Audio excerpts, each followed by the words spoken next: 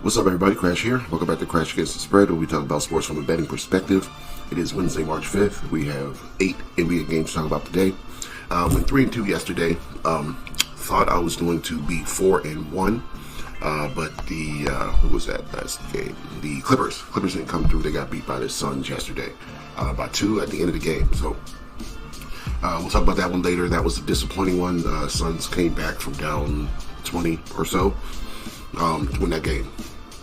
The under in the Magic game did not hit. Toronto won outright, 114-113. We had under 209.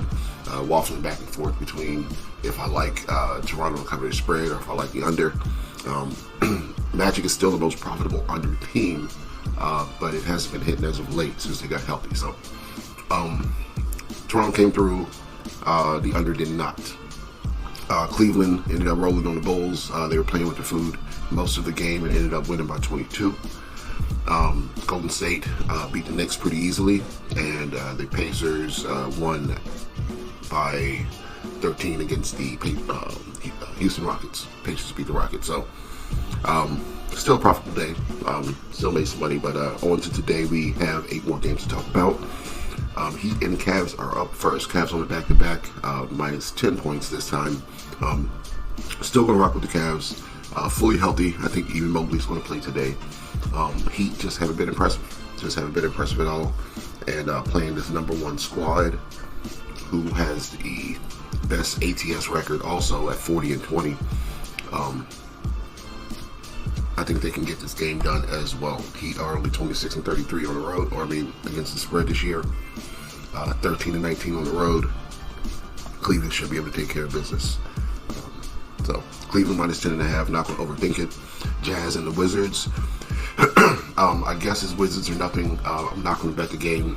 Jazz seem like they're tanking. A couple games in a row now, they've had their starting lineup on the injury report. And even though Colin Sexton and Kessler played yesterday, Kessler's out for rest today, and Sexton is out as well. So seems like they're picking and choosing who they want to play based on who they're playing. And they got their whole starting lineup out against Wizards tonight. So not really going to bet on them pretty much anymore this season. If they don't want to win, I don't want to bet on them to cover anything. So Wizards are nothing, but I'm not going to bet this game. Timberwolves and the Hornets. Timberwolves on a back-to-back. They did win yesterday. Pretty sure. They did play yesterday. They beat the Sixers 126-112. Now they go from Philly to Charlotte to play the Hornets. I still think they can win this game. Hornets have been struggling, especially against the top half of the league, which the Timberwolves are in, and a pretty good defensive team as well. So I'm going to ride with them to cover against this bad Hornets team. Blazers and the Celtics. If I had to pick, this would be a spot for the Blazers. Celtics are coming off a win in the cover, and they haven't been covering a lot of games in back-to-back situations. So they just beat the Nuggets on the 2nd, so they are rested. Portland comes in as 10-point underdogs. I can see a situation where they do cover. They have been the better covering team all season long. They're 36-25, and the Celtics are 26-34. But the Celtics at home, pretty dominant team, pretty good team, and I don't want to step in front of them in their situation, so I'm just not going to bet the game. But I can see a situation where the Blazers do cover, so just going to stay off of it. This one, I think there's other spots. So Mavs and the Bucks. I like the Bucks.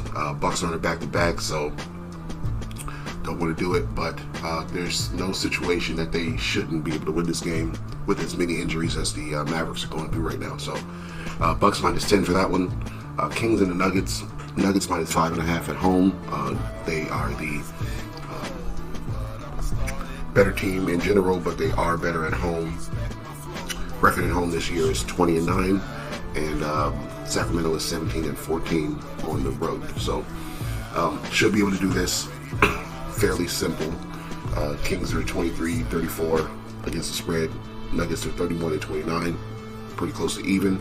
But like I said, they play better at home. So going to roll with the Nuggets. I'm not going to overthink that one. Also, Injury report real quick. Sabonis is still out for the Kings, so Jokic should be able to do really whatever he wants to. He is questionable, but I kind of think he'll play.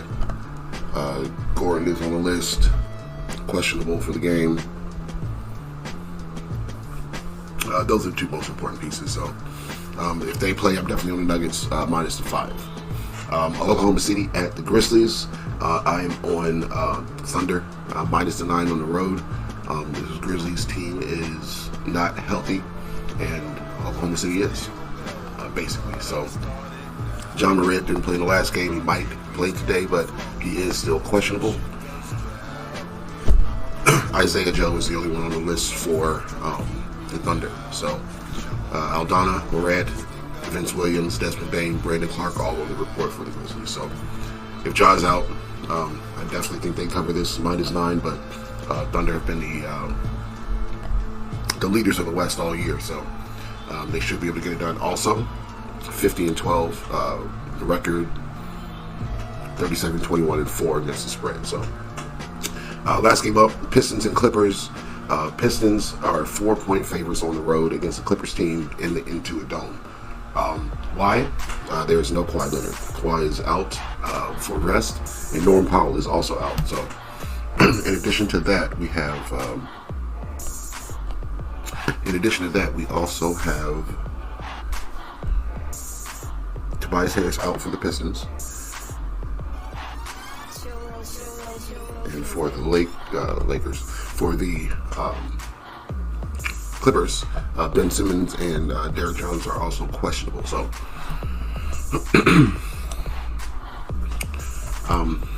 being that they're coming off a back-to-back situation where they played hard against the Suns and lost, and now one of those pieces is sitting for rest against this surging Pistons team, I got to go with the Pistons minus the 4.5. I don't think they care who they play. They're young enough to not know what they don't know, and they're going to go in here and handle business like they've been doing. So, yeah, that's all. So, Pistons minus 4.5. If I had to pick, actually I did pick. Let you know what I'm already on. I like Cleveland minus 10. I like Minnesota minus 9. Denver minus 5.5. Oklahoma City minus 9, and Detroit minus 4.5. So those are going to be my 5. Lock those in. Let's get this money. We'll be back tomorrow to talk some more NBA. See you then.